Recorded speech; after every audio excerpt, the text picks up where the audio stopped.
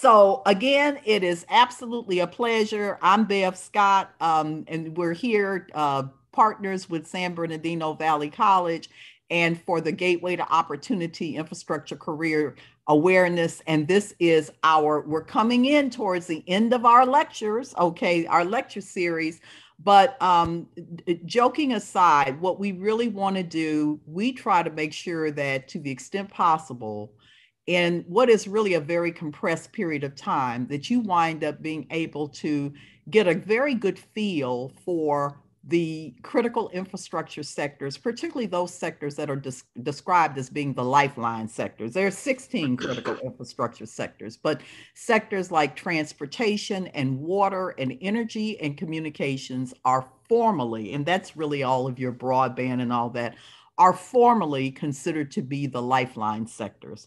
And because of the tremendous impact of and just California's position in terms of transformation on climate change, matters of electrification, clean vehicle technology, green technology, we have really chosen in this particular series to focus very heavily on the transportation sector.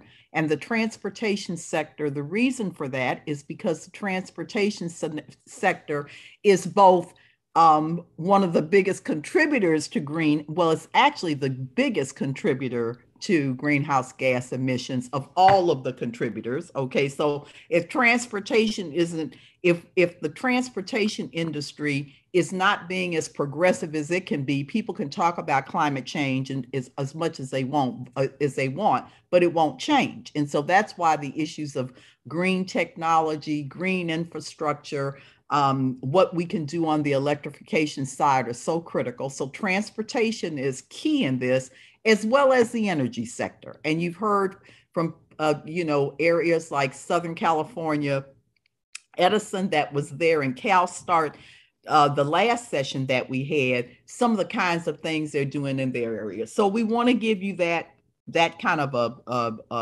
just a general understanding of how it's not just about, it's an infrastructure sector. What does it really mean in terms of your daily life, what's happening in your community and what's happening in society? So I think we would all agree that getting our arms around the climate issues that we have going on and sustainability are absolutely critical. And that's why we put so much emphasis on transportation. So the other thing that we do in this program is try to make sure that when the program is over with, because you're only getting a taste, when the program is over with, you understand the impact that these sectors have on your lives. And so hopefully you will be interested in following them, whether you ever do a job or doing business in one of them, because what happens in these sectors literally shapes your life. But the other thing we want to do is to leave you with some resources, because you are young adults and you are developing your own personal and professional networks. So teachers are one thing, what you get in the classroom is another, but the networks, the relationships, the organizations, the knowing where to go to find things, who to get in contact with about these things are absolutely essential, okay? And so what we always do in an IS session, and here tonight we're going to be focusing on what are some of the biggest representatives of major, what we call trade associations. These are associations that have thousands of members, public sector, private sector, not-for-profit, community-based organizations from around the country and in North America, Canada as well. And they're going to be talking about who they are, they represent, what they do, and every single one of them have youth programs, internship programs, opportunities for scholarships, okay? And you're going to hear some of them talk this evening about not only what they do at the national level, but the kinds of networks that they have, and some are chapter-based and have chapters that are within the Inland Empire, Southern California region. And those chapters, like you've met some of them before, Women's Transportation Seminar. Remember the October 22nd, the local chapter was having their scholarship application period. So that's what you're going to be hearing about this evening. So we're going to start off with, it will be the American Public Transportation Foundation. Just absolutely thrilled to have Pam Boswell, who's their vice president over all of their workforce development. And she will be joined, that's Pam is going to do the foundation. Jill Stober, I believe, is going to be the one who's going to talk about their foundation. They will be followed by Mariah Stanley, and the APTA group, all the public transits in North America, the big ones, small ones, Omnitrans, all the ones that have been in here to talk to you, Metrolink, LA Metro, the whole 9 yards, are members of APTA. Then the next one that's going to speak is going to be Mariah Stanley. Mariah is with the Conference of Minority Transportation Officials. They are a national organization. I've been a member myself for 40 years. They're 50 years old. And they also very much focused on all of the modes in transportation, but they also have a national office and they have a local chapter, which is the Southern California chapter. Mariah will be talking about that. And then next will come, I'm not sure which order, it will be Latinos and Trans. It'd be lit first. It will be lit, okay. And Alva Carrasco is going to be, and for those of you who listen to the CalSTART sessions, Alva is the president of Latinos in Transit, but she is also the head of the clean technology, the whole practice for one of the largest firms in the country that's out of California. And she was one of the speakers who spoke to electrification. And then Alva will be followed by a women's transportation seminar. Once again, you have seen them, heard them, but their national representative, Sarah, will be here, and she will be talking about what they do on a national level, okay? And so those are, once again, all tremendous, tremendous resources. So I'm gonna be quiet now, let them take the floor. They're gonna be showing you some slides, some places where you go, look on the website, and tell you about the wonderful work that they do. And I'm just thrilled that all of you are there. And I am really, really looking forward to being able to join you on the, personally join you on the 30th for what will be a bit of a mini celebration. Remember again that you, making sure that you are thinking about your community builder internship applications, that you're thinking about the videos that you're going to be doing about reimagining infrastructure. All of that, very, very exciting. And make sure and let us know if you're going to be in person on the 30th, because we are going to have a mini celebration. HDR, one of our sponsors, is going to have the box dinners. And we want to make sure that we get a count so we can give that to them before we go into the holidays. So hopefully you can give that to us by tomorrow if you're planning to personally be on campus for the session that we have on November 30th. And I'm looking forward to meeting you personally. Okay, so now if you will take it away, American Public Transportation Association, so proud of you. Okay. Oh, you guys are on mute, by the way.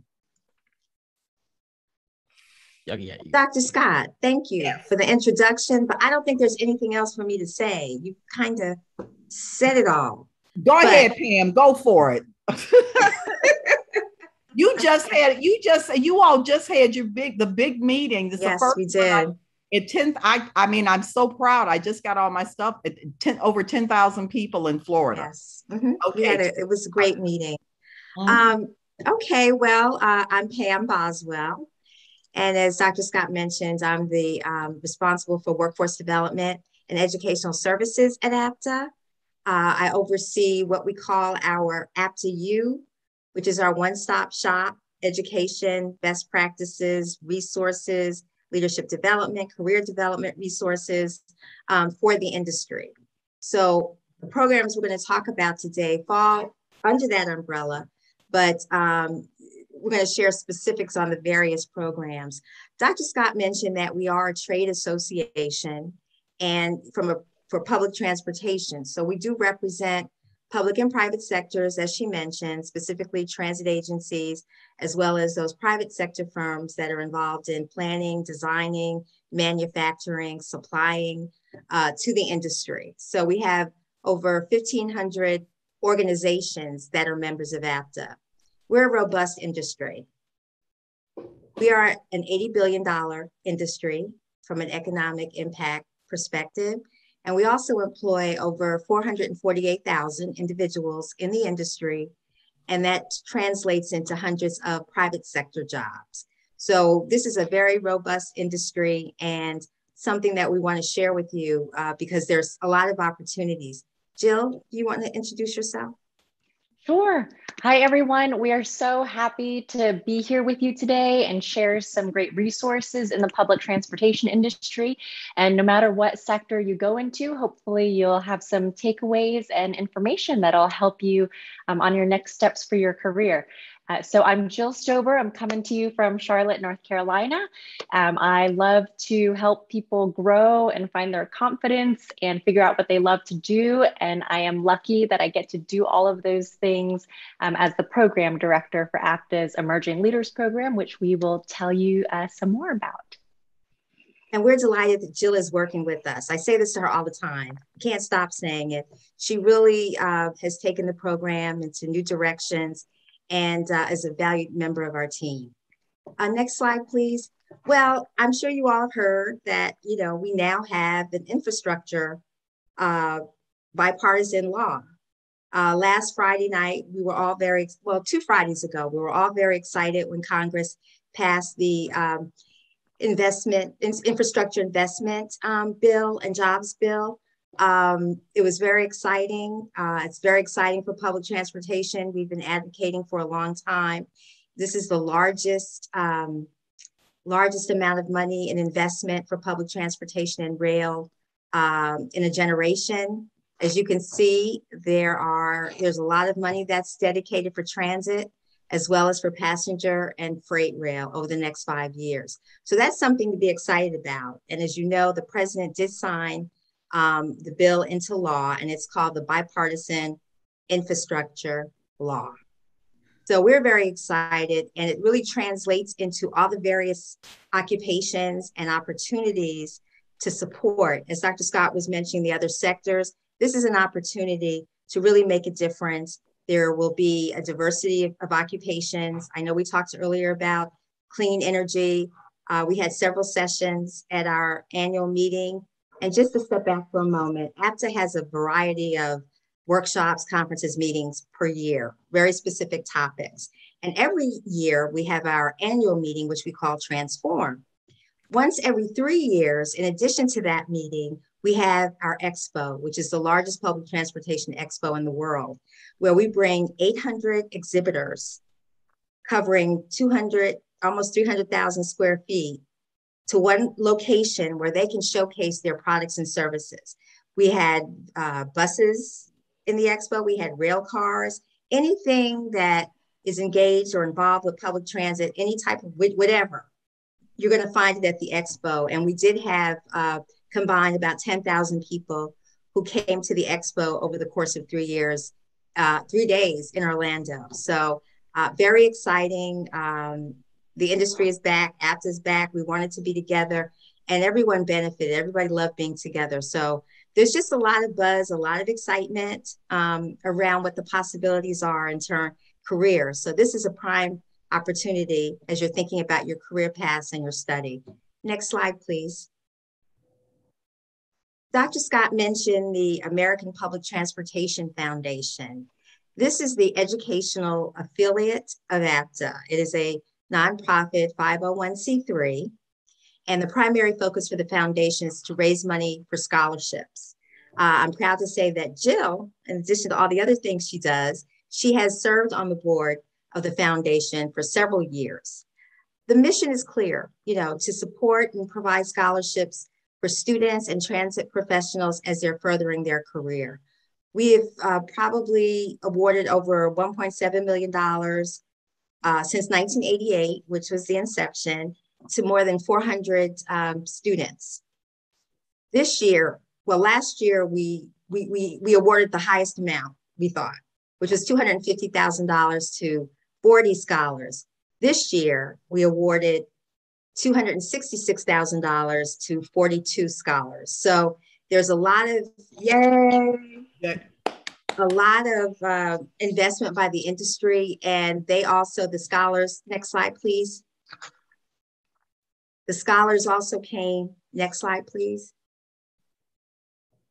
They also came to our annual meeting in Orlando to receive their awards as part of the award ceremony. This just outlines some of the criteria for applying for the scholarships. You know, college sophomores or those with 30 hours or more, junior seniors or those seeking advanced degrees. And I will say more and more, we're seeing people who are working on their bachelor's, but also pursuing their master's or their doctorate degrees. They have to have at least a 2.0 GPA in coursework that is relevant to the industry. And they must be sponsored by an APTA member organization. They would serve as their sponsor. So they, in essence, would nominate them for their scholarship, make a commitment to them, you know, as they're going through this process, to mentor them, to make sure that they are able to get to the annual meeting so that they can be recognized. Next slide, please. Just to give you a sense, it's pretty much the same every year. There's a timeline for the scholar selection process. Around March, we conduct outreach, we send information to our members. We also send the information to educational institutions such as yours to make sure we're getting the word out about the availability of scholarships. People have until June or so to complete their application. And then the board will select in the summer. And then, as I said, they'll receive their awards at our annual meeting. I think the most important thing to focus on is that one of the criteria is to complete, you know, an essay. Mm-hmm. And the essay question is very simple. You know, why do you want to pursue a public transportation career and why? You know, that's where we want to hear what your vision is, what your plans are, what you see as your role in public transportation. Because again, disciplines, there are specific disciplines and they're different for everybody. We have people who are going for, you know, planning degrees. We had somebody this year, geography, communications, business. It runs the gamut. And that's why we really promote the scholarship program. And hopefully you all will become engaged in it as well. Next slide, please. And just some of the benefits, the scholarship awards are, this year we were able to do $6,000 and up, which is really great. The next scholars will be able to go to our annual meeting next year.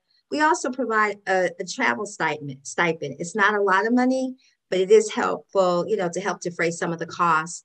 And then they have the opportunity to participate in a mentoring program that Jill developed several years ago. And it's really an opportunity to engage the scholars, you know, for the next few years, being mentored by folks who are in the industry to kind of guide them along. And it's a very, very extensive program and continues to receive high marks. Thank you, Jill. Next slide. Great. I'll turn it over to Jill. Thanks, Pam. And I want to say that I'm a living, breathing example of how the APTA Foundation can really open doors for a career. I did my master's in urban planning, and I got 2 scholarships from APTF. That was well over 12 years ago. But that not only was the tuition assistance really helpful at the time, but through APTF and going to that Transform conference that Pam mentioned, I really got to see how big and wide and diverse the public transportation industry. I mean, that expo Pam talked about where they bring in the buses and the trains and all the different vendors that support public transportation. It's so cool to see. So kind of that exposure to what the industry has to offer, building your network. I made some great friends those first years at APTF, and it really just paved the way for me staying involved in APTA and building a pretty large network within public transportation now. You'll find if you join us that it's a family feel. It's like your national family, and folks are so excited to see each other. APTF is how I met the amazing Dr. Scott and Pam, who I've known now for more than 10 years, and they both supported my career all throughout. So I can't say enough great things about the APTF Foundation, and definitely apply if you all are interested. And if I might add in here, AYA is a member, okay? So when we talk about the being able to sponsor and you have to be sponsored by a member, then that's another place where we're able to come in. And I would be remiss if I didn't remind everybody that when Pam started out and she said, after you, well, one of our biggest sponsors for AYA, which has made our programming, it's right there at San Bernardino Valley College, Chicago, Washington, D.C., has really been the APTA University program. Every year, the business members of APTA and the staff have stepped forward to be what we call our like, we're there, okay, sponsors of the programming that we do. We don't look at it as an entitlement in any way, shape, or form, but it has really made it possible for us to do this work. So thank you very much. Mm-hmm. So they walk it and talk it is what I'm saying. And also, just so you know, there are about like 5-ish minutes left of this presentation. Just so you know. Okay. Oh, we'll go through it quick. Sorry. All right. Sorry, so Isaiah. What you all need to know about the Emerging Leaders Program. So if you think of kind of a career pathway within the public transportation industry, APTF is probably your first stop, while you're in school, or if you're thinking about going back to grad school. You apply for scholarships, you get a mentor, you kind of see the industry. Next stop would be the Emerging Leaders Program, which started about 8 years ago. And at the time, our APTA chair, Flora Castillo, saw a gap in our workforce development where there wasn't much targeted toward people newer to the industry. So she really championed this idea of an early career emerging leaders program. And our target audience is folks that have been in the industry a couple of years, 3 to 5 years, and they're starting to manage tasks, people, or projects, but they might be real specialized in what they do. So the goals of the program are really to broaden their understanding of all other aspects of public transportation and help them see all the different career opportunities ahead of them. And a mentoring program is also a big piece of that. Go ahead, next slide, please, Isaiah. So for the program overview, it's a year-long program, and they do a workshop at the beginning, and it's attached to APTA's Rail Conference, which is great because folks get to go to the Rail Conference and see all the speakers,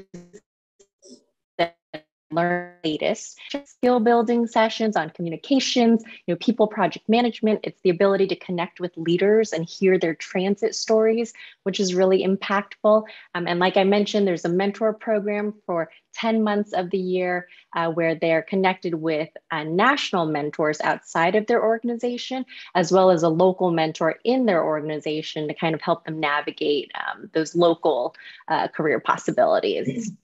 And then they have next year's class will actually have a mid-year workshop, which will be new. And then they form teams that work on capstone projects, which is just a research topic that's really interesting to them. And then they end the year with a capstone workshop and graduation. We're currently in our 8th class, and they just met at that Orlando workshop that Bev and Pam were talking about, and applications will be open at the end of this month for next year's class. And if you all are interested in seeing some of their capstone presentations, our last 5 classes worth of presentations are actually available at that Emerging Leaders link. So it's a good sampling of kind of hot topics in the industry lately. Turn it over to you, Pam. Oh, I thought you were going to, okay. I'm sorry. Always be prepared. The final program we wanted to talk about, as Jill said, there's a progression. So the next step would be our flagship program, Leadership APTA, which is designed For those folks who are in their organizations and they've been identified as people who would move up in the organization or maybe move out to a higher position in another organization. So it's really about leadership at its core. All of those attributes that are listed there, competencies that are listed there. It's an excellent program, and it's really dedicated, to develop the next C-suite, as we call them. They have workshops and seminars.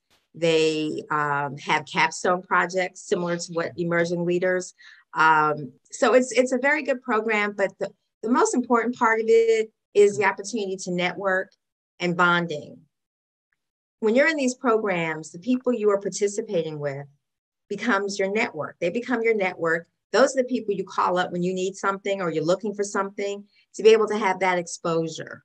Absolutely. So there are a variety of, as it's listed there, I won't go through all of them, but it is a very extensive program. It's a very competitive program.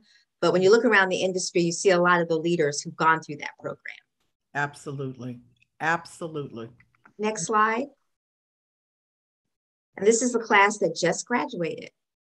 Mm-hmm. And as Dr. Scott was saying, we have worked, I think there's some Cardozo photos here. Those are Cardozo. Those are your Cardozo students. As Dr. Scott said, we have, youth-oriented activities, including working with APTA on their summer infrastructure program. So we're really pleased to continue that partnership, particularly this year, working with the San Bernardino Valley College. So. And then, as Bill mentioned earlier, there are a lot of resources that can be made available to you. So we have the links there. Can we make the presentation available to everyone? Absolutely. Okay, great. So we'll definitely be emailing this afterwards. So. Okay, great. Jill, anything else to add? Yeah, hopefully it came across that Pam and I are really excited about the future of public transportation. We hope these resources can be helpful to you, and please don't hesitate to reach out to either of us if you have questions. We'd love to bring you in. Mm-hmm. And I just have one more thing to add, and I'm going to be quiet, Dr. Scott. Okay. I promise. No, Isaiah's going to come and hit me. But I just want to acknowledge Alva. You're going to hear from her in a few minutes. And she is a graduate of the Leadership APTA program, and we're very proud of that. So, and she's a national mentor for emerging leaders. Yes, exactly. I did not know that. That's fire. All of us are what you're going to find, all of us on there now, every single one of us, like you said to yourself, is this a competition? And Mariah's down there right now. Oh my goodness, with us. Competition. No, I've been a chair of APTA. I've been on the board of COMTO 2 times in my life and been a member for 40 years. I'm on WTS. I'm doing the Latinos has adopted me. Okay. And I'm saying, and so we are all it truly is like, it is crazy, but we are like really one big family. I think you get that. Omnitrans, California High Speed Rail, LA Metro, Metrolink, Siemens, every one of them, Jobs to Move America, that have been in here to talk to you for different sessions. Every single one of them are members, HDR, all of them are members of APTA, doing stuff with COMTO, doing stuff with Latinos, and doing stuff with WTS. So that's how it all knits together. And you need to be part of this network. So now we're turning it over to Mariah. Okay. And then we'll be back with you, Jill, with the emerging leaders for Sounds great. Okay. Thank you so much. Mariah. Go, Mariah. Hello, everyone. For me, it's evening, so I know it's afternoon for you guys, but I hope you are having a great day.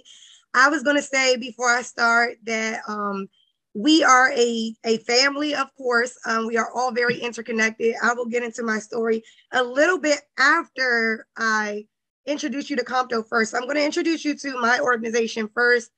COMTO is near and dear to my heart because when I was your age, this is where I started. So it's a big thing for me. So what we believe at COMTO is that we believe that commitment to inclusion across race, gender, age, religion, identity, and experience is what moves us forward every single day. We are a multimodal nonprofit. We like to focus on the statistics of all of the modes, and we try to introduce minorities in transportation to all the modes and the things that they can benefit from our industry. So I'll get into a little bit more because I know we have a time constraint and I want to tell you guys a little bit about my story. So let me get through the big parts first, and then we can talk about me a little bit.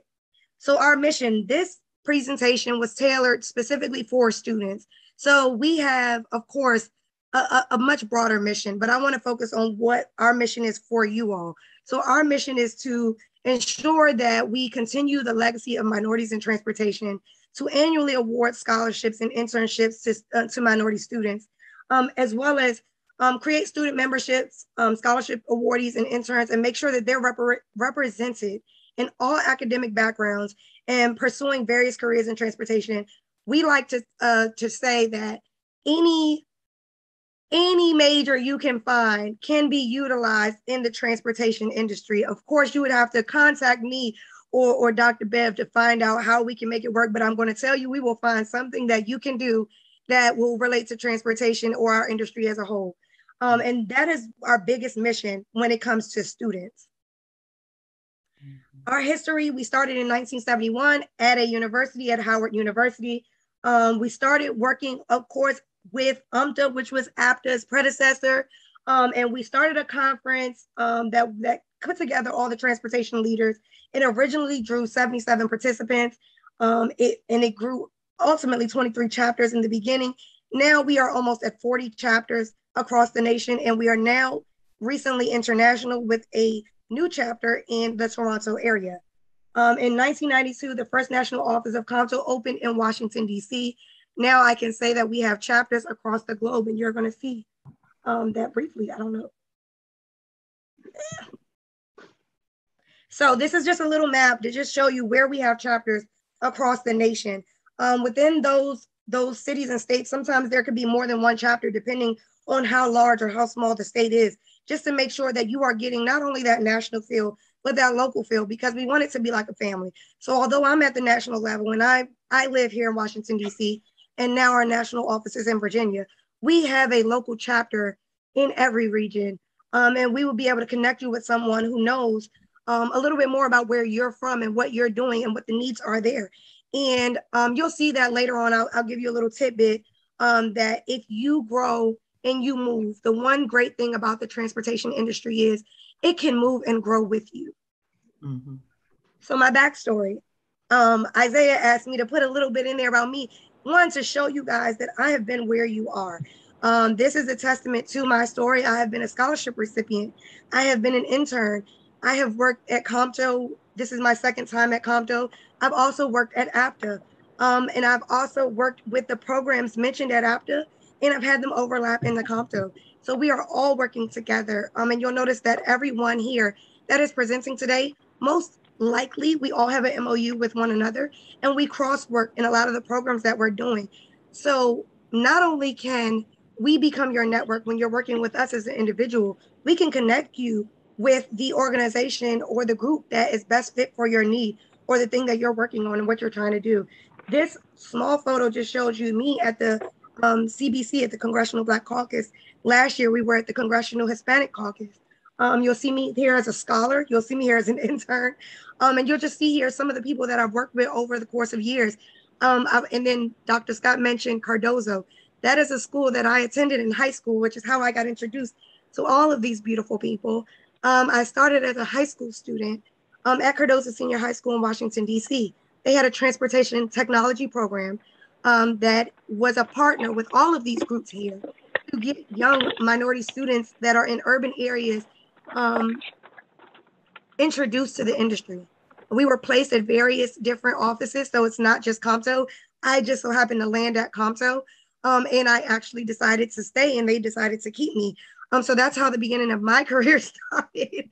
So my first conference, I was actually 16 years old in Indianapolis.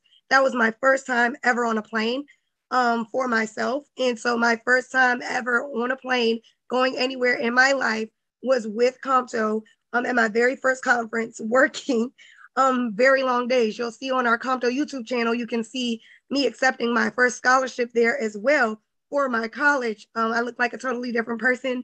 It was a totally different time, but I can definitely say that APTA and CompDo had a great handle on making me the professional that I am today. And I've now been in the industry over 12 years. And that's a pretty long time considering that I didn't graduate too long ago. We won't tell you guys when, so that you can know that I'm credible. The top 10 reasons why you should get involved with CompDo. One, you can find your peers. You can expand your network. The difference between CompDo and some of the other groups is that you can become an individual member. In addition to being an individual member, where you are right now, you can become a student member. That is a bit of a challenge in some of the other groups because it would be that you become a member through your organization that you're working for. The difference with CompDo is you can get started a little earlier and you can connect with these groups before you even have the opportunity to work with them or for them, just by being a member. And you would have access to all of the people on this call by being a CompDo member.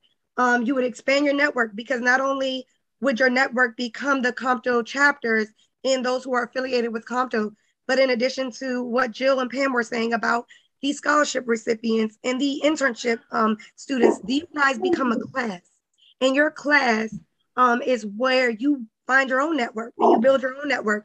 And I will say, as a previous member of some of those classes, in addition to a person who has been running those programs, those networks do become very strong.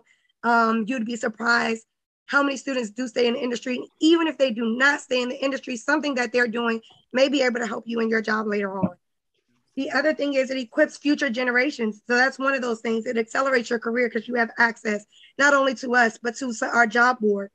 We do have a job board. We also have a historically underutilized business board. So if you were to start your own business or small women-owned businesses, those are things that we try to highlight. And those are our members whose businesses we also try to highlight. The other thing is we give back. If you are looking to give back in any way, I will get that in some more detail when we get to our local chapter level. There's many of grassroots efforts that you can get involved in. It'll definitely make you become a leader because you will get involved in committee work and other things like that that we have access to. And we'll also talk about that, but then CompDo also advocates for change. So some of the things that we do is we do go down to the Hill and we talk about how legislation and what that does for each community in our various chapters and regions in the industry as a whole.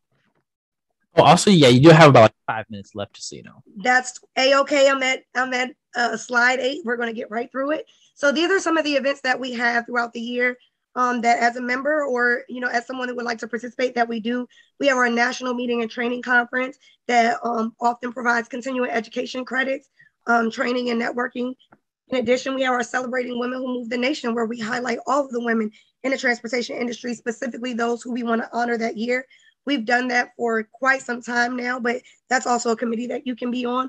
A View from the Hill is definitely where that legislation piece comes in. So if you're interested in that, as well as the Congressional Black Caucus and the Transportation Brain Trust, that is something that we do annually.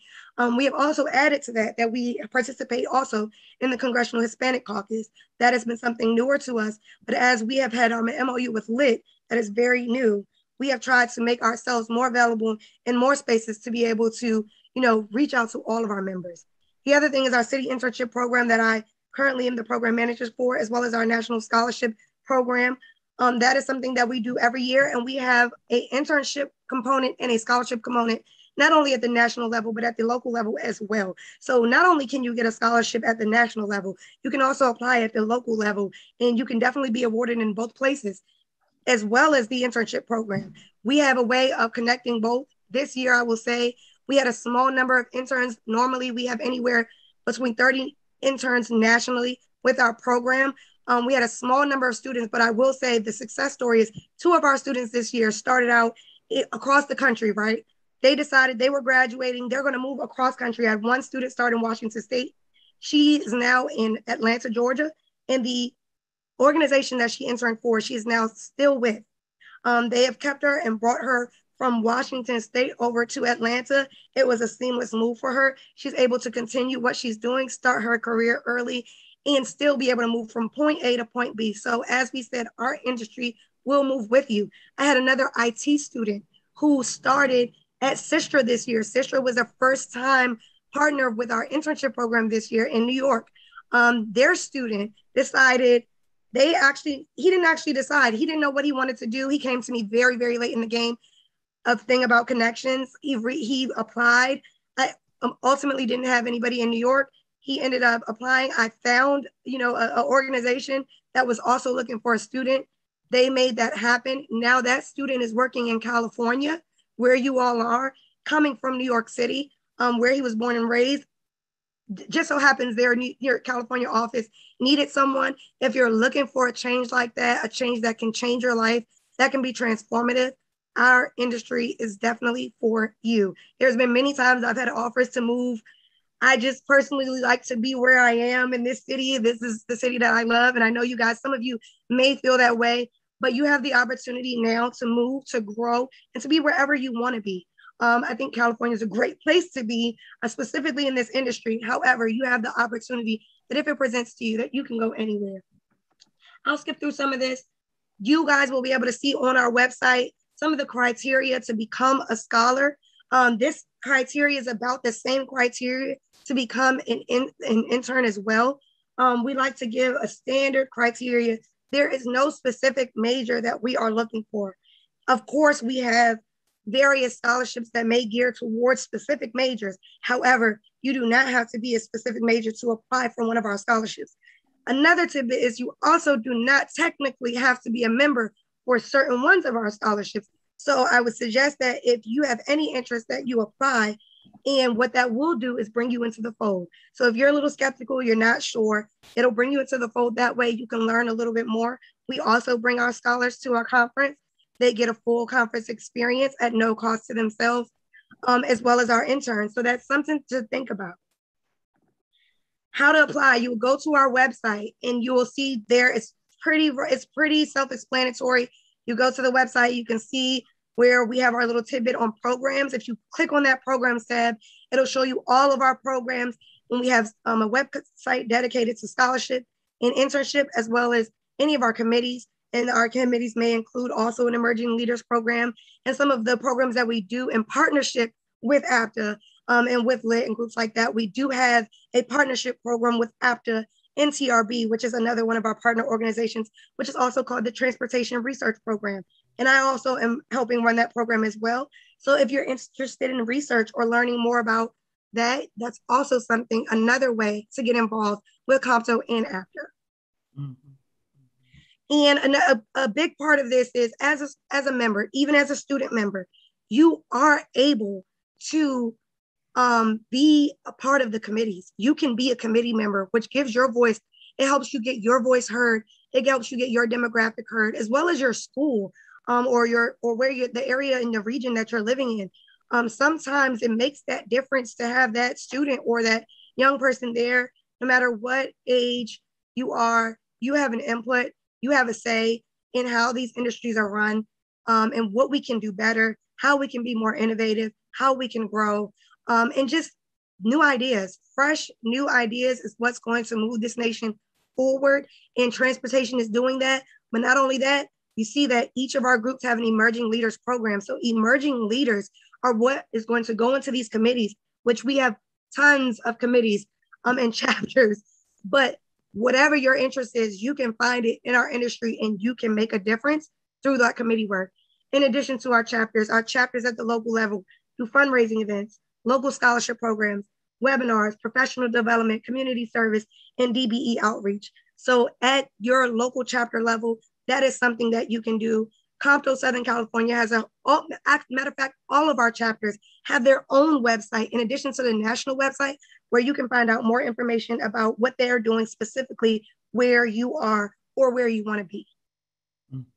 Mariah, would you say what DBE means, just in case?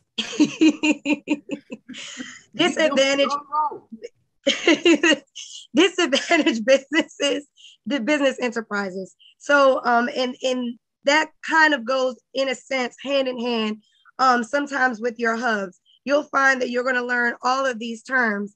And a great thing is we have a hub committee as well. So if you want to learn more about that, and they also talk about DVEs. There's a lot of things that we do educationally training. I would say go to our website now. I have it here. You guys will also get a copy of this presentation and you can see all of the breakdowns of all the things that we do. Our website has been completely revamped. We have all of our industry partners listed, the work that we're doing with all of our partners across the nation, LIT, APTA, WTS. Actually, our new CEO is actually coming from WTS. So you'll see that we are all web interconnected. And so if you go check out our websites, you can see how that happens. And of course, any of us are here to answer any of your questions. I am definitely available. You'll see my contact information there. That is also my personal cell. So if ever you guys want to text, I'm there available, because I know that we, the younger generation, it's faster and easier to, when you're thinking, to just shoot a text, to just answer any of your questions, even on a mentorship level. You don't have to necessarily be a member for me to answer any of your questions. I work with students every day. I've been working with Dr. Scott since I was a student myself. So you'll see that you can grow in this industry. You have to make it work for you. If you make it work for you, it will work. And if you stay in contact with those people that definitely have connected with you, it can really open up a world of opportunities. I never thought I would be here talking to college students when I was the college student, but I've had the pleasure of doing so year after year due to Dr. Scott, and in addition with all of the other programs that I've done with Compto and APTA. So thank you guys for having us today, and thank you for listening. We definitely appreciate you. And if you have any questions, please feel free to reach out. Mariah, you're an angel, and I want to thank you all too, because your Chicago chapter worked with us this year to be able to put on our first virtual summit in Africa this last summer. So that was just absolutely unbelievable. And the Chicago chapter, the students that we had, like Isaiah from Chicago, are very linked in with the Chicago chapter, because that's where they are. Okay. Right. Your chapter here in the Inland Empire in San Bernardino is the Southern California Compto chapter, and they are just right here. Okay, so we'll make sure that all those connections take place. And Mariah, thank you so much. Okay, absolutely, you're welcome. Take care. Now we getting ready to take it away to Miss Alva. Okay, come on, Alva, and bring it on in. Thank you so much. Yeah, we're also like 20 minutes over time, low key. So like we apologize for that one. But after like LIT and WTS presentations, we will be having our 10-minute break still. So don't worry, that break is still coming. But yeah, we can make it be a 5-minute break if everybody will work with us. Okay, let's go for it. I'm gonna shut up too. Okay, go ahead. Thank you. So I don't know. I don't know if I can follow Mariah. Man, she just spitfired all that information. A lot of good information. I used to be a vice president of the San Antonio Compto chapter. Everything she said, I will confirm and vouch for. And I'm really proud that Latinos in Transit has partnered with Compto. And a few of the other agencies that Mariah also mentioned. We're partnered with APTA. We're partnered with the TRB, the Transit Research Board. So just a lot of things were said in the last 45 minutes, and I'm like, yep, APTA leadership class of 2002. I'm also an APTF scholarship recipient of year 2000 and 2001. I worked my way up from, pretty much the bottom. Been in transportation now for 30 years. I've worked with 5 different transit agencies. Every time I moved agency, I got promoted. And now I work for the public sector. I work for WSP, which is a global consulting firm. We have a huge transit and rail division, and I am very fortunate enough that I am the West Region's market lead for transit and rail. And I just want to basically, a career in transportation has been amazing, and I can't stress what a wonderful career I've had, and all the experiences and everything I've learned, and I continue to learn to this day. I'm really, I'm not going to take too long because I have a 4:00 hard stop. I have a meeting with the client, but I do want to talk about Latinos in transit before I leave today. So I'm going to share my screen, and hopefully I can get this working without any major technical glitches. Okay, everyone can see my screen, right? Yeah, it looks good. Thank you. Good. Okay, thank you. Okay, so again, my name is Alba Carrasco. I'm the president of Latinos in Transit. My day job is, as I said, I'm the West Region Market Lead. Here, I'm here based in Los Angeles, and I work for WSP USA. So let me tell you a little bit, Latinos in Transit. We just celebrated our 5-year anniversary, hence my piñata in the background. And our group really started as a group of professionals that we would meet and see each other at conferences every year. And we'd think, there really isn't anyone that looks like us. Let's start like a little group, a networking group. And over the years, the group got bigger, and we just started talking about making it like a formal organization. And so in 2016, we founded Latinos in Transit, and our main purpose is to promote the advancement of Latinos and all minorities in the transportation industry. We felt that we needed to advocate for each other to help our members who make up the public and the private side. So it doesn't matter what who pays your bills in the industry, but we wanted to make sure that we had a space where we can network. And you've heard a lot about networking today, how important that is. And also we wanted to share and celebrate all of our milestones and successes. So our vision of Latinos in Transit is we want to drive the future of sustainable and equitable mobility organizations. So we want to leverage our network to create opportunities for education, for mentorship, and for professional development. Our mission is to lead a multicultural nonprofit organization that will advocate for equity, diversity, and inclusion.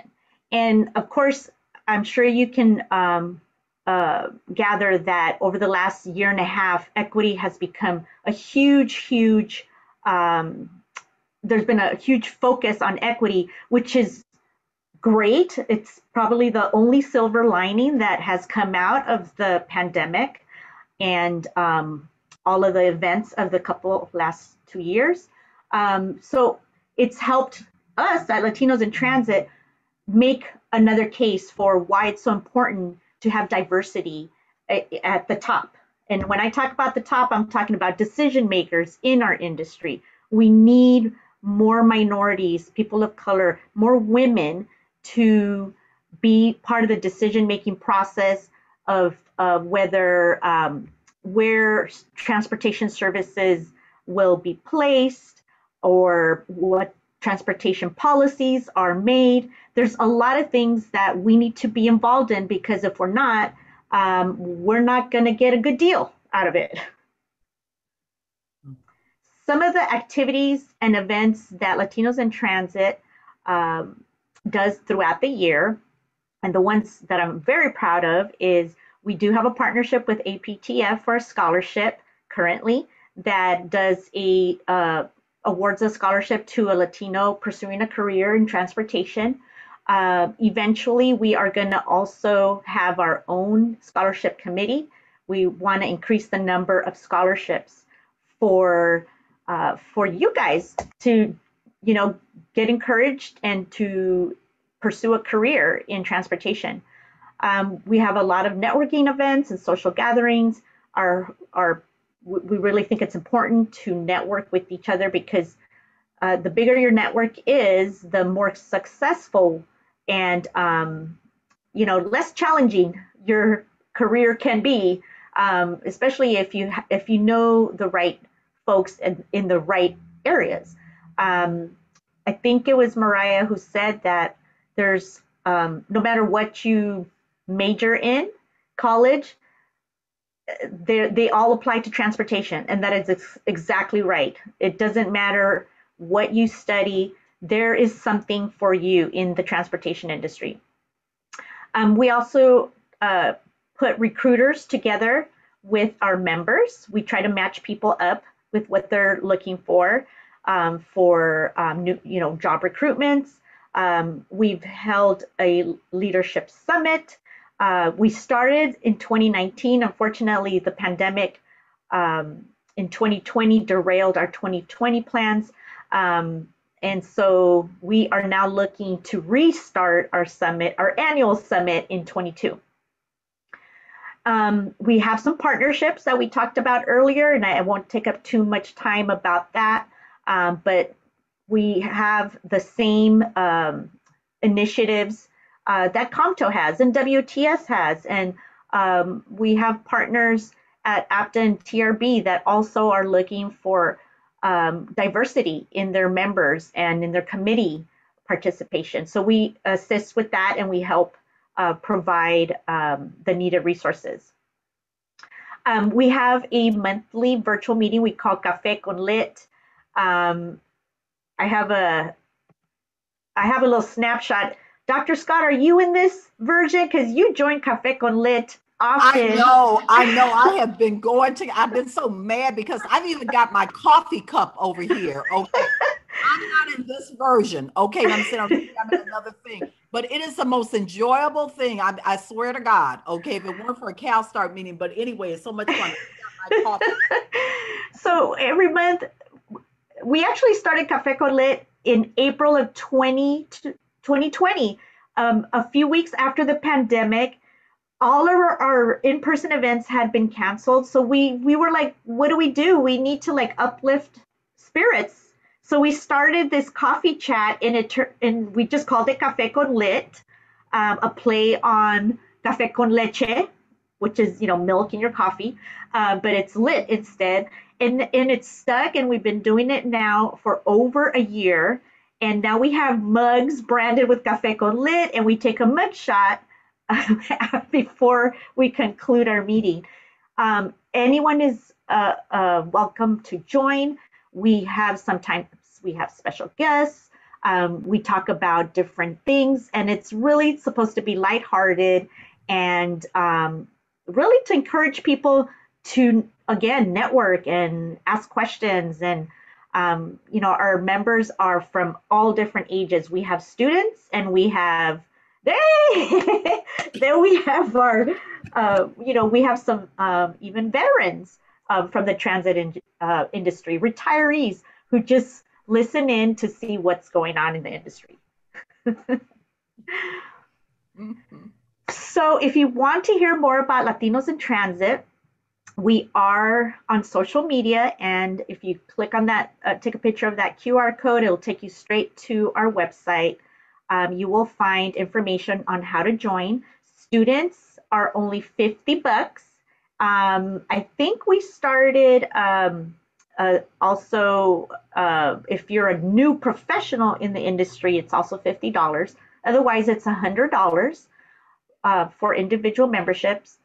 Some of the agencies, we have agencies that are also members, which includes memberships of their employees. It just depends on what level they signed up for, but we're fairly new. We're not, COMTO's 50 years old. We're 5. We're the baby of the bunch. We're learning a lot from our predecessors, and we're growing so fast that right now my mission is to hire an administrative assistant because we can't keep up with the emails. We just can't keep up with all the invitations. I actually just came off another virtual event we did in the Capital Region right before I came onto this panel. And Dr. Scott, I love Dr. Scott. She has the biggest heart. And anytime Dr. Scott asks me to do something, I'm there because she's, you guys got to listen to her.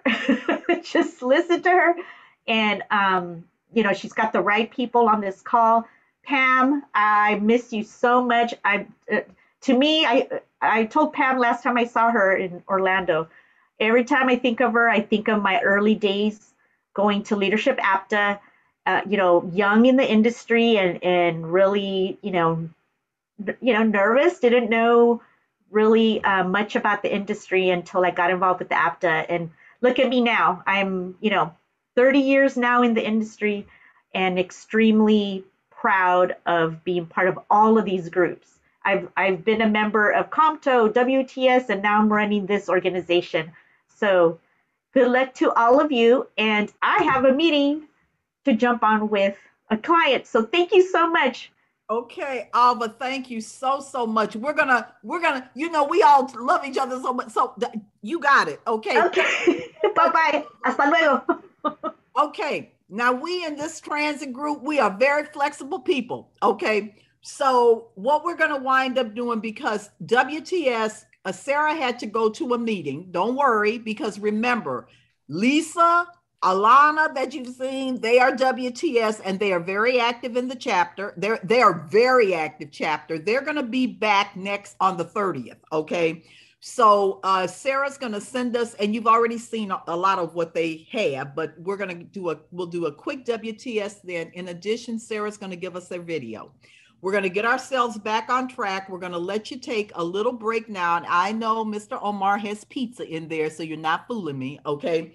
Let us take that little break. You'll get your, let's say 8 minutes, and then Jill and APTA emerging leaders will be able to come on, and then we should be able to stay on the track. Okay. Now I'm saying, so everybody take a break. Woo! Okay. That's exactly.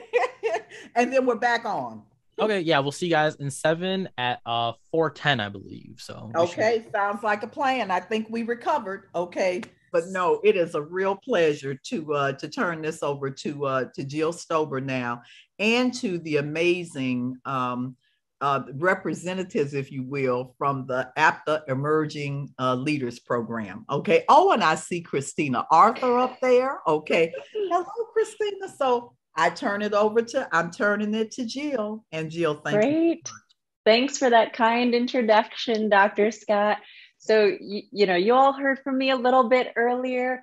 This session is really about some young professionals in public transportation, an opportunity for them to share how they got into transit, what they like about it, and maybe some advice and ideas for you all. So I am just going to introduce them super quick and then turn it over to them.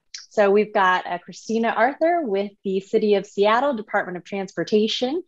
Julio Monroy is with Raul V. Bravo and Associates, which is a private consulting firm out in Virginia. Calvin Ortiq is with the Connecticut Department of Transportation.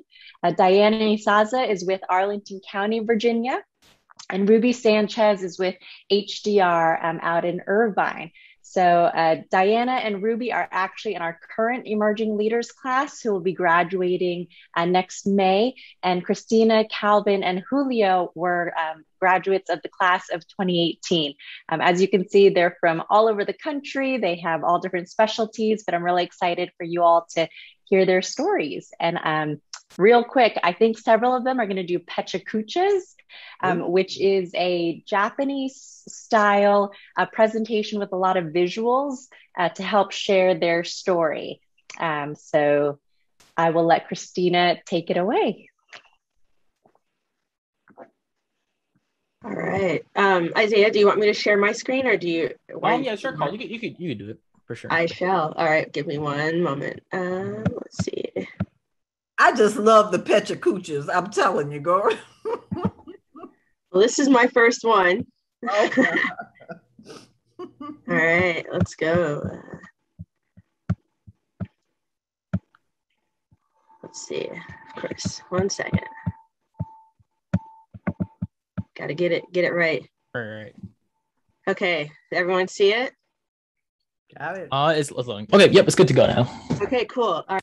So, I am Christina Arthur, and I'm going to take it all the way back. So, my parents are from Ghana, and my dad is from Ghana. My mom is from New Orleans, and they created this beautiful being here.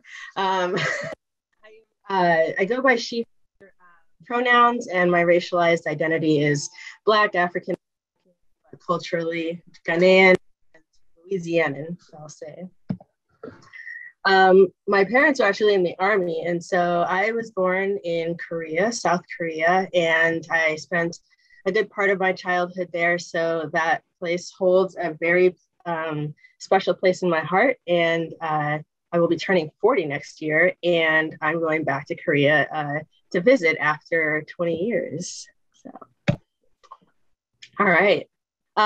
So fast forward 16 years, I was really into science and math in high school. And so when I was looking at undergrad colleges and programs, I was very interested in physics and engineering. And so I went to undergrad at Spelman College in Atlanta. Atlanta is where I also spent part of my youth. And so while I was in college, I was also very into automobiles and cars. And I was at a restaurant one evening and saw people valeting, and I saw all the nice cars they were driving. And I was like, I'm going to be a valet. So the next day I applied to be a valet, and I did that as a part-time job for most of my undergrad education. Following graduate or undergrad, I went to work in South Carolina at a Honda plant that built ATVs or all-terrain vehicles. And my role there was quality assurance engineer. And so I got to inspect a lot of things coming off the line, and it taught me a lot about root cause analysis. But passion of mine was actually art, photography. And so I did a lot of that when I lived in South Carolina. I had a lot of free time. There was not a lot to do as a young person in South Carolina. So I did a lot of time taking pictures, and eventually I left and went back to Atlanta and pursued working in a print shop so I could be more involved with art. But while I was working in that print shop, I actually went to a Sierra Club meeting, and the whole meeting was about this world-class vision for Atlanta transit, and that sparked an interest in transit. And so eventually, Obama came around, and part of his platform, he was talking about high-speed rail in the country, and I think that further ignited my interest in getting involved in public transportation. And so eventually I decided I'm going back to grad school. So when I was looking for grad school, I was thinking, where do I want to be that is a medium-sized city and has a lot of good rail transit? And so I landed in Chicago, and I went to Illinois Institute of Technology. While there, I studied transportation engineering in the civil engineering department. A big part of, I didn't know a lot about all of the urban planning and things like that. I just knew I wanted to get into transit, and I thought this was the way to do it, given my background. And so eventually, as a student, I started the Institute of Transportation Engineer student chapter at IIT. And it was kind of like this, how do we get students involved, aware of all the opportunities, get to know professionals in the industry. And so it was a really nice opportunity for me to get to know more about the industry and also my fellow students. That led to an internship at the Chicago Transit Authority. And I started out in the bus scheduling division. And that really, I was like, okay, cool, I'm in. CTA, you're mine. And so I was really excited. But also while I was in grad school, I took to Geographic Information Systems, or GIS. And so I did a lot of mapping while I was an intern there. And I think that kind of made, I was able to stake a claim, like, I can do this. And so when people needed mapping needs, I was the go-to often, along with a few other folks. So eventually I got a full-time job at CTA, and I worked as a service planner for special events. So looking at all the special events around the city, I was able to make adjustments to bus and rail service for things like the marathon, Bears games, and that kind of thing. So it was a good way to learn the city because events happen all over the place. Eventually, I moved on to be the manager of the traffic planning division. And we, in that group, focused on amenities like bus stops, in-street infrastructure for transit operations. So bus lanes and that sort. One thing that I was very passionate about was making any improvement that we were involved in ADA accessible. And so I kind of got tagged that too. If there was something that needed a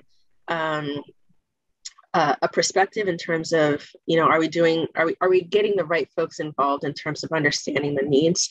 I was often a part of those conversations, which I felt very, very good about and passionate about. Eventually, I decided to move further west. I landed in Seattle with my wife, and I started at Seattle Department of Transportation in a group called Seattle Transportation Benefit District. But a part of that was developing capital projects for transit. So I work a lot with King County Metro, and we try to identify where we have pinch points that we want to improve transit. But then we also have this element of improving bicycle and pedestrian facilities as well. And lastly, make good trouble. I think since I've come to City of Seattle, there is a huge initiative called the Race and Social Justice Initiative, and we view everything through a racial equity lens.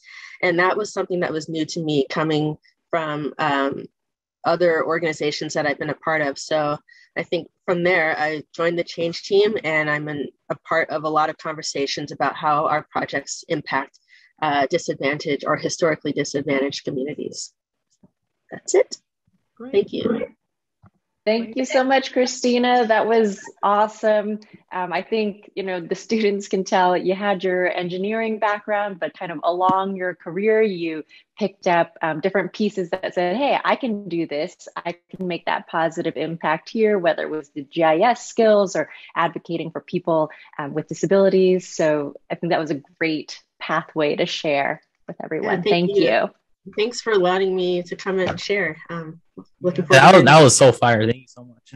And the other thing you're hearing too is that this whole importance of being able to get in places as internships, the mentoring, the internships, and all the 40 years I've been around, I tell you the honest God's truth, I have yet to have a student that was in an organization that they put their effort into it, that honestly speaking, if they wanted to do something in it, between either the agency or one of their contractors, that they did not wind up, in fact, being able to continue on, and many winding up with full-time positions, okay? Mm-hmm. And so it's getting your nose in the door. That's what it is, okay? So let's keep on moving. Keep on. That's it. Thank you.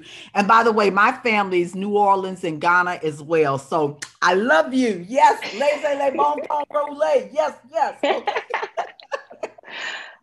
All right, Julio, you're up next. Thank you so much. Great presentation, Christina. And let me share my screen real quick. And where am I here?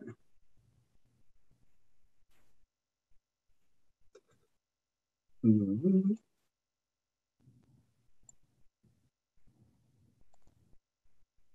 Are you able to see my my screen? It's still loading in right now.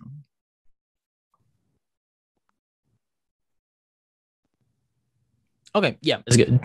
Full screen? Mm-hmm. Yeah. Perfect. So thank you so much, everyone. My name is Julio Monroy, and I'm a senior consultant and director of business development at Raul B. Bravo and Associates, headquartered in Reston, Virginia. It's an engineering consulting firm in the transit industry. And I want to thank Dr. Scott, Jill Stover, and Isaiah for inviting us tonight and for the opportunity to share my experience in the transit industry. And I want to kind of also touch base on my background, where I came from, some of the challenges I went through, like Dr. Scott mentioned, trying to get your foot in the door, how you ended up in the industry, and what kind of paths, and opportunities are always there, but you got to be, able to take that first step and get that foot in the door. And as you can tell from my first slide, my story begins in Mexico. When I was a 12-year-old boy, my family moved from Mexico to the United States, to a small town in Virginia, just west of Washington, D.C. And it wasn't easy in the beginning because of the culture shock. I, for one, didn't know any English. So I had to study really, really hard in middle school to learn English as a second language. And, you know, I wouldn't say that I was always a nerdy person, but I was very, very disciplined in my studies, and I love sports. So here's a picture of my varsity soccer team in high school, where I played 4 years of high school soccer, hoping to get an athletic scholarship to pay for college. But, that didn't happen. So I had to have a plan B, and that was to work hard enough to finish in the top 10 of my graduating class in high school, where I was the only minority in the top 10. But even so, I had my own limitations and challenges seeking my college career. And one of them was funding. Somebody's got to pay for college. I know some of you might be able to relate as you go through your career. And so even though I graduated top 10 in my high school class, I had virtually no access to college scholarships. And the ones that I applied for had denied me funding, except for one. Howard Hughes Medical Institute gave me a $7,000 scholarship, which I applied to my first semester of college at Virginia Tech, where I decided that I'm going to pursue an engineering degree, and I happened to sign up for aerospace engineering. And that sort of was the first foot in the door, that decision of I want to be a scientist and do good for the world, but also make the most of the opportunities. And I was lucky enough to get into Virginia Tech and to get into the program. And graduation day at Virginia Tech is still one of the best highlights of my life, because I was able to hand over that diploma to my parents and also to set an example for my siblings, because I became the first in my family to graduate college. And, I don't know everybody's story, but I hope you guys can relate to that. And after graduation, another problem, I spent 2 years unemployed in my field, but not unemployed in the general sense of the word, because I had started my own landscaping business when I was in college to offset that, the cost of college and then not having enough scholarships. Not to mention that my parents were fully supportive of me, working 2 to 3 jobs each in order to finance my education. So during this time, I was also cleaning office buildings, janitorial services, and tutoring great school kids to earn a paycheck, until I received my first interview through networking, out of all things. One of my former college friends, who had been part of the Society of Hispanic Professional Engineers at Virginia Tech, reached out to me and invited me for an interview with our company, Raul Bravo and Associates, where I was offered a job as a mechanical engineer. And, this job became my first professional job, my first professional opportunity. And I still work here to date. Can I say something right now, Julio? When you talk about Raul Bravo is one of the absolutely superior companies in the industry, and they were trailblazers. Okay. And I'm saying, and so, I mean, it's with so much respect. You wouldn't have known, but that APTA thing you saw, that was an APTA thing you saw in the background, but it's doing it at all levels. But I just want to let you know, I mean, they are absolutely a trailblazer and have walked what they talk and who they are. Okay. So I'm just really proud that you all are really here this evening. Thank you. Most definitely. And I can tell you that I've been blessed to be part of Raul B. Bravo and Associates. And that's why I've stuck around. It was my first job and I'm still working here. So thank you, Dr. Scott. Thank you. Thank you. And again, networking and being open to new opportunities is what led me to a career in public transit. One of my first consulting assignments as an engineer was in New York City. I was reporting a Japanese rail car manufacturer for a contract with New York City Transit subway. And after that, I've been fortunate enough to wear many hats and learn different disciplines within my company, within my industry. Here's a picture of my team and I in the suburbs of Chicago and at a rail car assembly plant where I was being trained by them. These are senior people. I was being trained by them to be a quality inspector for a commuter railroad, which is Metra in Chicago. After that, the Japanese client from New York, they liked my work. They called me back and they said, let's put you back to work in New York. And this time I was working for the manuals and training department as a project coordinator, delivering all these, contract documents for a contract with Washington, D.C. Metro. And that was the second time I was in New York for work. Right after that assignment, I received another assignment to go work in Los Angeles, in LA, at Metrolink. Some of you might know these trains if you take the train to or from San Bernardino. But I was part of the team that was equipping the locomotives and the cab cars with a safety overlay system that prevents derailments, among other things. So hopefully we made this system safer. And that was a proud moment when I completed that job. And third time is a charm for New York. After LA, I went back to New York with the same client. They called me back, and this time I was able to work as a deputy project manager for a multi-million-dollar contract. And we were manufacturing and delivering the latest commuter trains for Long Island Railroad, which Long Island is connected to New York City via Penn Station. So we had an order about 90 trains that we had to deliver, manufacture. The car shells and the assembly came from Japan, where the mother company is. And we had to do all the system integration in the US. And I was managing some of the major system suppliers, putting the whole integration and the whole car together for Long Island Railroad. During my last year in this project, while I was in New York, I was fortunate enough to be selected for the APTA, Emerging Leaders Program.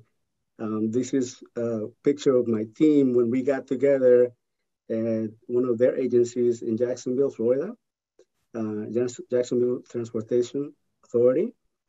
And, I was fortunate enough to be selected and to Dr. Scott's, previous comment, getting that foot in the door, making the most of it, this was one of my breakthroughs. So at the, being part of the program has given me an exceptional network of colleagues, but also mentors, and also a real life opportunity to become a better leader in my industry. Jill was part of my graduating ceremony and handed me that certificate after we finished that, our engineering emerging leaders program back in 2018. So it hasn't been too long. Mm-hmm. And right after that graduation, almost a month after, I was reassigned to Chicago in the city, where I worked as a test engineer for the same system that we put in Metrolink, but we integrated the system in the whole commuter line for Metra. And I was working for Metra for about 2 years before moving finally back to Virginia, where my company actually gave me the opportunity to serve an executive role with a brand new challenge as a director of business development.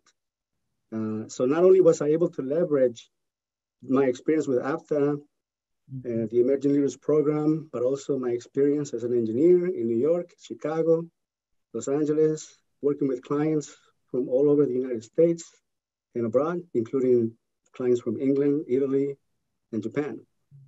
I didn't seek the career in public transit, but I remained open and I was ready for new opportunities. And, I gotta say, it's really, really been a really rewarding career. And I appreciate the opportunity to share, with everyone tonight, and I will be open to any questions that you have. Thank you. Thank you so much, Julio. Thank you for sharing your story. I think from your beginnings, your resolve and your resourcefulness to pay for college and your degree, and seeing you travel and help all of these different clients across the country and internationally to your newest role and challenge. It's really remarkable and inspiring. Thank you for sharing today. Thank you. Thank you. All right, so next up, I think we have Calvin calling in from Connecticut. You with us, Calvin?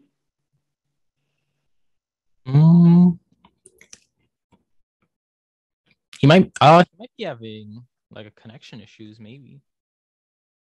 Okay. Well, let's we'll circle back with him to do your presentation. Sure. Let me share my screen. Great. Thanks so much, Diana. Oh, can you guys see it? Yeah, and then it's like that button at the bottom. All right. So I did set up to have each slide at 20 seconds. So this might go fast. All right. Hello, everyone. My name is Diana Isaza. I'm originally from Colombia, South America. I immigrated to the United States in 2002. My background is in civil engineering, and I'm currently working as a senior capital projects manager for Arlington County in Virginia, right across the river from Washington, D.C. So when I moved to the States, I realized the amount of opportunities students have in this country. It was way more limited in Colombia, so it was very eye-opening to me. And then at that point, I wasn't sure if I should have continued studying civil engineering or choose a different major. I did choose civil engineering again, and I do not regret my decision. So I started my education back in 2002 at the Burlington County Community College in New Jersey. And then in 2004, I transferred to George Mason University in Fairfax, Virginia. And in 2006, I graduated with my degree of civil and infrastructure engineering. When I finished college, I wasn't sure of what to do, which way to go. So I knew definitely that I did not want to continue with a master's degree because I felt that I had already spent enough years in school and I wanted to join the workforce. Design engineering was not too appealing to me. And then I got recruited for an internship with a construction company for construction management. I enjoyed it very much. And at the beginning of my career, I had the opportunity to work on the private field with contractors doing construction management. However, I realized that work-life balance was important to me. So I decided to look for a job in the public sector.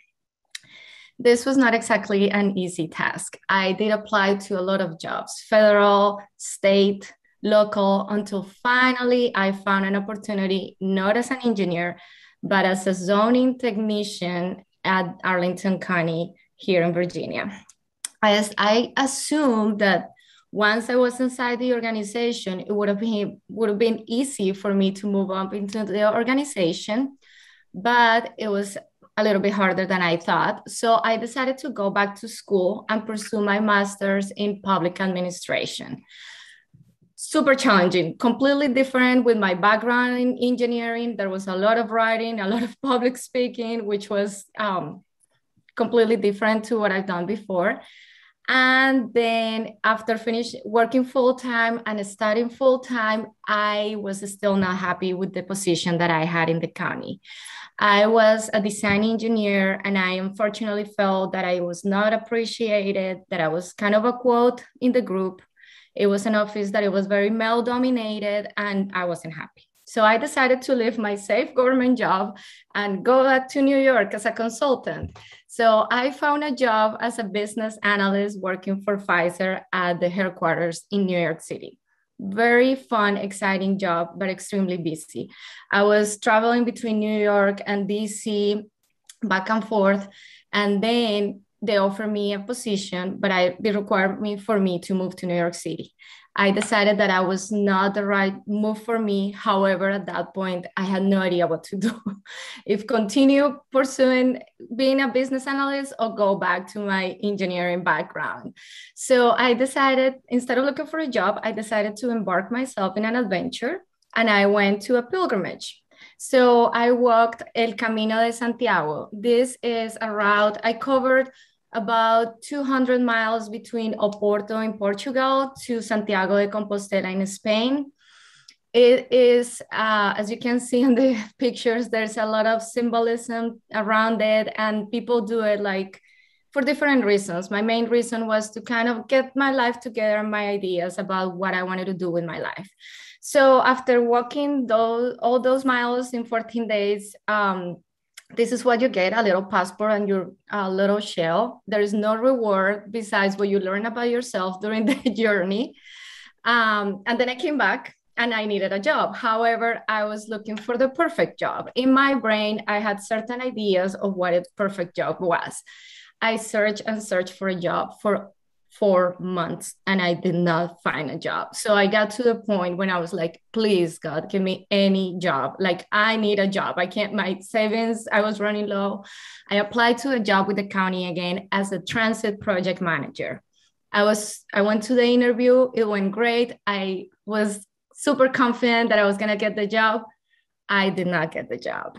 I was feeling completely defeated and I did not know what life was going to take me. I decided to take a trip to Colombia. Unfortunately, I had a bad injury. I fell, like adding to my jobless situation.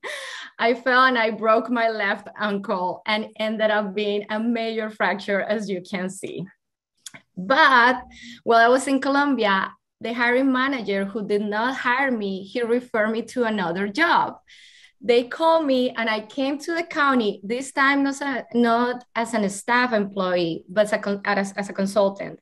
They called me, I went to the interview and they gave me the job. I went to my interview with my crutches and they gave me the job. And I was so happy, but I was terrified of starting a job. I was feeling mentally and physically injured. So soon, months after I started my job, I came to realize that the perfect job for me was not an ideal job. It wasn't the task. It was the team. It was finding a mentor. It was finding a group that will support you and wants to see you grow. And then I found the job that I love. I am a capital project manager. I build transit stations for people. I have to do a lot of public outreach. I have to do engineering stuff. I review a lot of plans. I make sure things are built per conformance, ADA accessible, and I absolutely love it. In 2019, my boss and my mentor nominated to the APTA leadership class for 2022. Unfortunately, it was pushed a year because of the pandemic. And then also at the beginning of this year, I got promoted to senior project manager. So I am very happy about that. And this is a photo of my group. I met them 2 weeks ago. And this is my last slide. This is a photo that I took during my pilgrimage, which says, "Don't stop walking, go, go." Because I believe life is challenging and you're always gonna get curveballs thrown at you, but you have to keep going.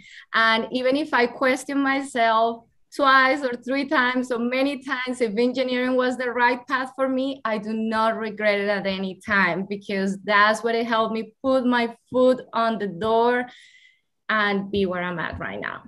And that's all I have. Thank you very much. Diana, I tell you, that was fascinating. And the whole thing is, if you get knocked down 1 time, get up 2 and 3. Okay. Yes. Thank you, Dr. Scott.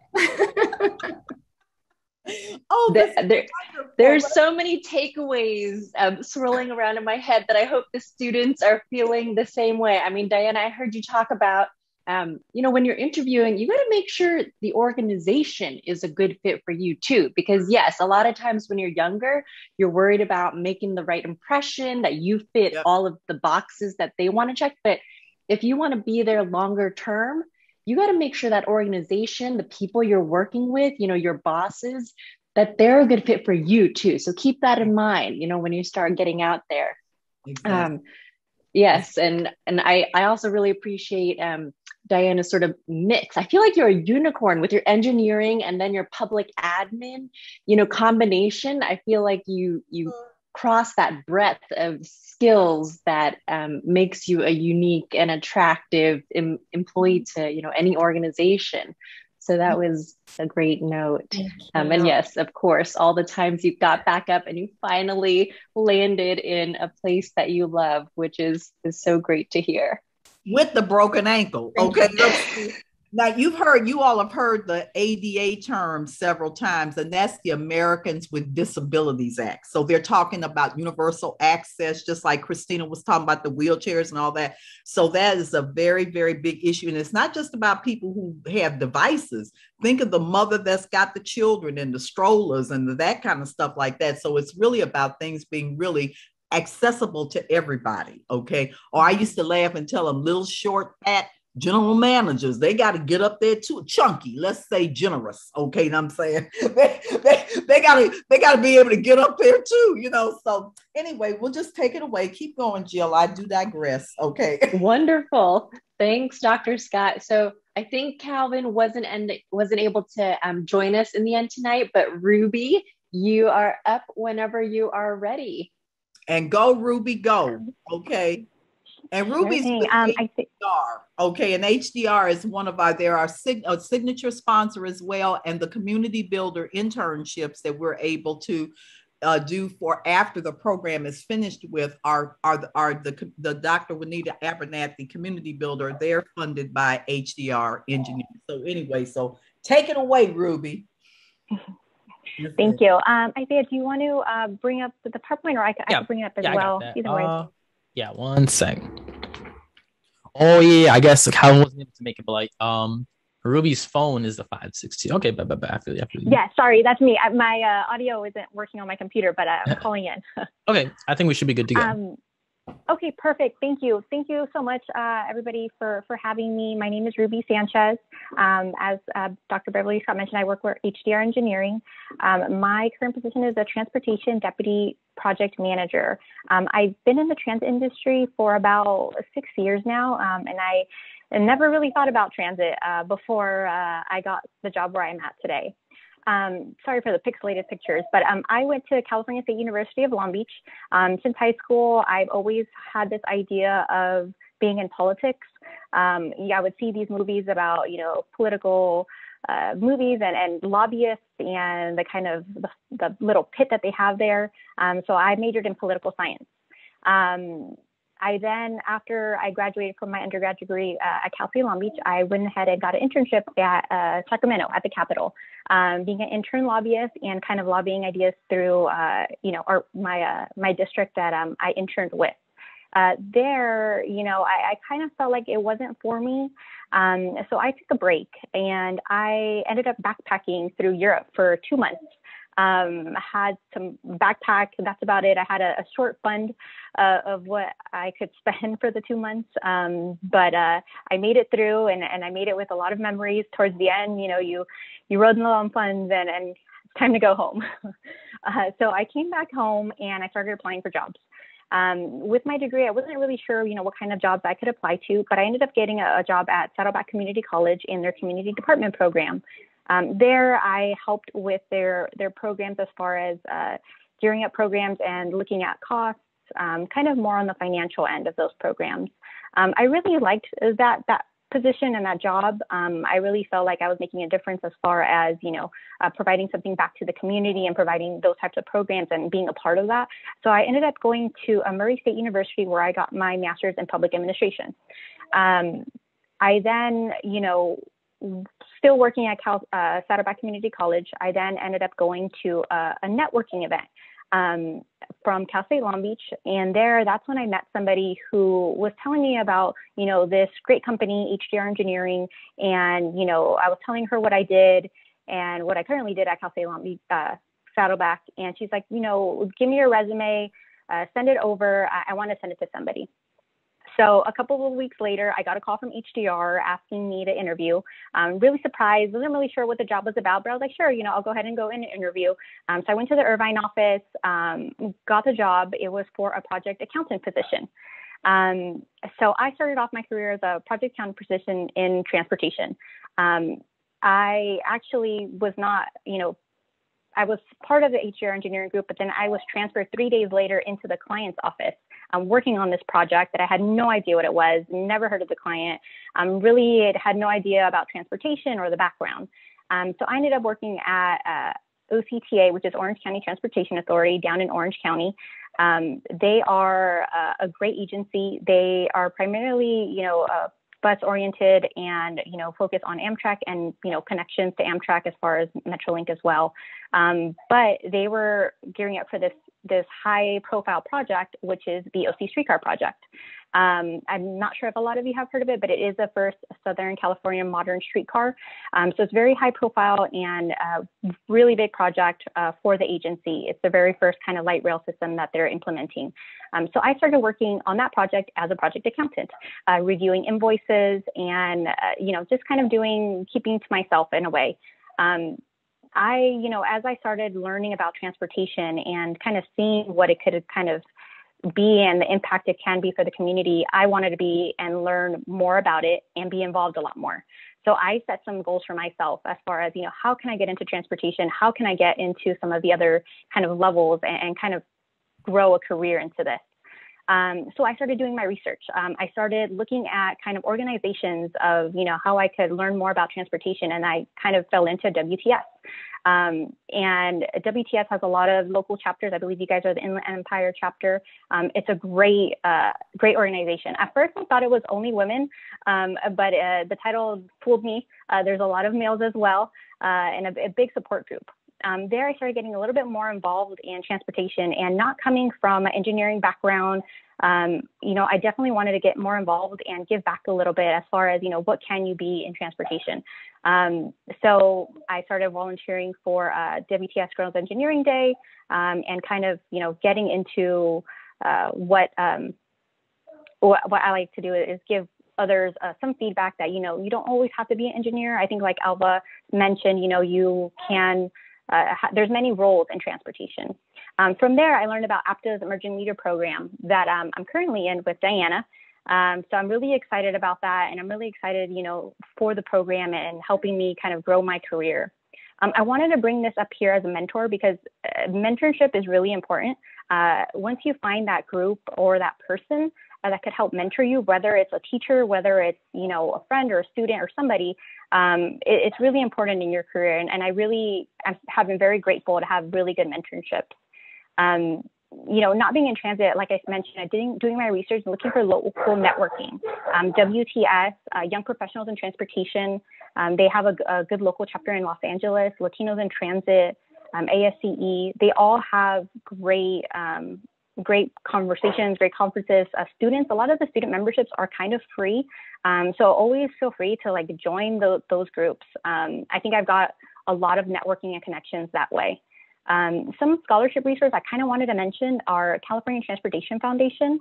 WTS has them, and then ACEC has a lot of scholarships that you could kind of go through and look and see if there's anything, that you could apply to. Before I wrap it up, I do want to mention, I have somebody on the kind of scholarship chapter at ASCE, and this last year they mentioned that they didn't get a lot of applicants. So everyone who applied, there was maybe a handful of them all got a scholarship. So, try it out and just apply. You never know. So I know I'm a little bit over on my time, but I really appreciate you guys, having me here. And if you guys have any questions, please feel free to give me a call, or I think a text if that's easier, send me an email. So thank you all so much.